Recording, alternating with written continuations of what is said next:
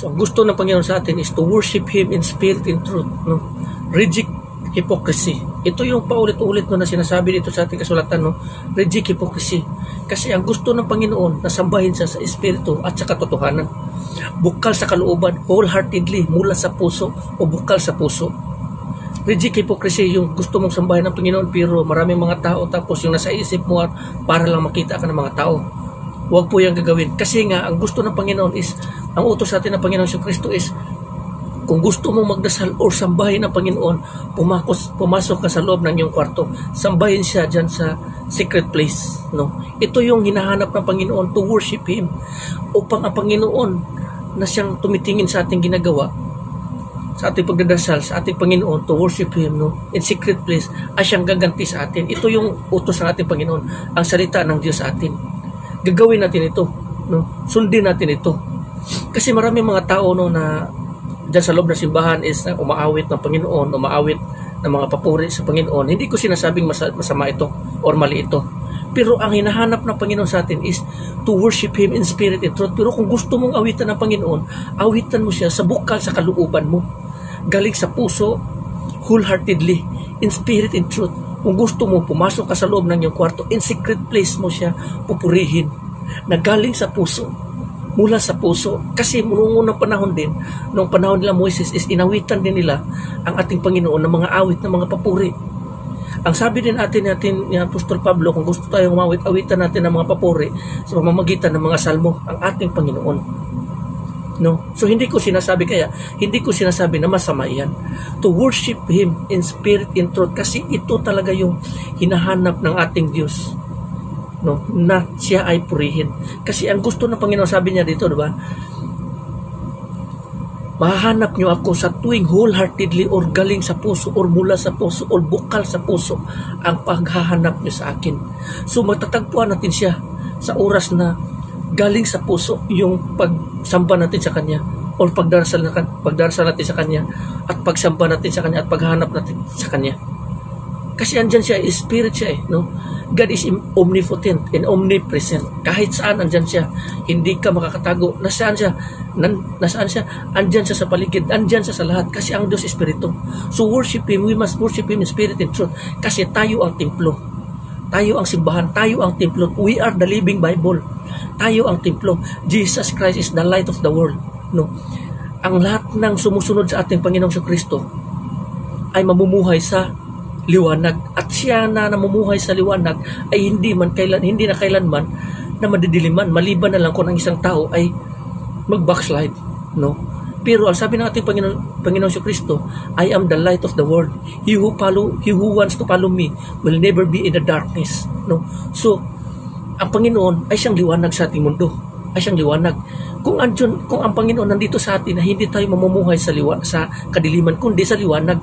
At ang liwanag na meron tayo, kailangan i-share natin doon sa iba na mamumuhay sa kadiliman upang sila naman ay mamumuhay din sa liwanag sa pamamagitan ng ating Panginoong Kristo kasi siya yung ilaw sa ating daan, sa ating buhay dito sa mundong ito. No? Ang salita ng Panginoon ay siyang katotohanan kasi ang sabi dito ng ating Panginoon, no? Sabi dito sa kasulatan ng ating Panginoong Kristo, ang iyong salita ay katotohanan sapagkat katotohanan ang iyong salita. Katotohanan ang salita. The foundation of truth is the Word of God. No? The Word of God. Yung mga tao nagsasabi din na ang foundation of truth or a pillar is hindi ang Word of God or ang salita ng Panginoon, kundi ang simbahan na kanilang templo na gusto ko malaman nyo, tayo ang templo. Pag may tao na magsasabi na yan ang templo ay yung babasihan ng kaligtasan, mali po yan. Mali po yan. Kasi tayo ang templo. Kaya nga sinasabi ng ating Panginoon, worship Him in spirit and truth. Dahil tayo ang templo, ang Diyos ay nananahan sa atin. Nananahan sa loob natin. Kung tayo ay pag-worship sa Kanya in spirit and truth, ang Diyos ay makikinig sa atin. No? Kasi andito siya sa atin, namumuhay siya sa atin. So ito yung gusto ng Panginoon. No? Kasi sinabi dito sa kasulatan na ang Diyos ay hindi nananahan sa mga templo na gawa sa tao, kundi tayo ang templo. Kasi ang sabi dito, ang templo ng Panginoon ay dito na sa tao, namumuhay sa tao, nananahan sa tao. Kaya nga sinasabi dito, kakatok ako sa pintuan at sino man na magbubukas sa pintuan, papasok ako at sasalo sa kanilang kainan. Ako kasama nila at sila kasama ko. So sila yung mga tao no na tinatawag ng Panginoon, kasi hindi lahat ng tao na tinatawag ng Panginoon ay makapasok sa karera ng langit. Kasi ang sabi ng ating Panginoon no, na mapalad ang isang tao na inanyayahan sa kasal ng kordero. Inanyayahan sa kasal ng kordero, mapalad ang isang tao. At sinabi din ito sa ating kasulatan, no, marami ang tinatawag pero pipila lamang ang hinirang or pinili. Many are called but few are chosen. No? So ito yung lagi natin tatandaan. No? Ang salita ng Panginoon ay siyang foundation sa lahat ng katotohanan, ang katotohanan. Kasi dito tayo umaasa, dito tayo namumuhay. Ito yung buhay, ang salita ng Panginoon. Kasi ang salita ng Panginoon ay siyang buhay. In the life of Jesus, in Jesus Christ is the life in the resurrection. Ang lahat na susunod ni Kristo ay mamumuhay sa salita ng Panginoon o susunod sa kalooban ng Panginoon sa salita ng Panginoon. So we must worship Him in spirit and truth. And so ang utos ng ating Panginoon, worship Him in spirit and truth. Worship Him in secret place. No, kung saan ang Panginoon lamang siyang makakakita sa ating ginagawa na sinasamba at pinupuri natin siya sa katotohanan at sa Espiritu. Kasi ang Diyos Espiritu. At ang lahat na sumasamba sa Kanya o sumasampalataya sa Kanya ay magsamba sa Kanya sa Espiritu at sa katotohanan, kasi ito yung gustong-gusto ng ating Panginoon. No? Huwag kayong gumaya dyan sa mga tao, no? Huwag kayong gumaya sa mga tao, no, na mahilig sa mga tao, no, na magdasal sa tabi ng daan. No, magdasal sa tabi ng daan para makita sa mga tao. Nagdasal sa loob ng mga sinagoga, nakatayo. Pero alam ng Diyos ng puso ng tao. Alam ng Diyos yun ng puso ng tao.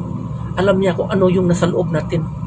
Kung ano nasa loob natin, makita lang ako sa mga tao, no, na ako ay relihiyoso, sumasamba sa Panginoon, ganon, ay hindi na maganda yun. Yun yung mga bagay no, na nakakapagparumi sa isang tao. Kung ano yung puso mo. Kasi nga, sinabi ng ating dito sa kasulatan no, na lagi niyong babantayan yung puso. Kasi dito nagmumula. Kasi ang puso kasi, hindi yan makapagsinungaling. Kung ano yung laman yan, yun yung katotohanan. Kasi ang sabi dito sa kasulatan no, na pinakasinungaling yung puso, minsan, ito yung magpapahamak sa iyo minsan. Kaya, ito yung lagi mong babantayan na magiging malinis at lagi mo mababantayan, kasi pusa yan, hindi mo mamalayan nakabisa sa isipan mo at sa puso mo kung ano yung mga mo, yun yung tinitingnan ng Panginoon, yung puso at tao, yung puso at isipan ng tao, no? So lagi nating babantayan, so lagi nating tatandaan, worship the Lord in spirit and truth, kasi ang foundation sa kaligtasan ang salita ng Panginoon, at ang utos ng salita ng ating Panginoon, worship Him in spirit and in truth. So hanggang dito na lang. Maraming salamat. God bless.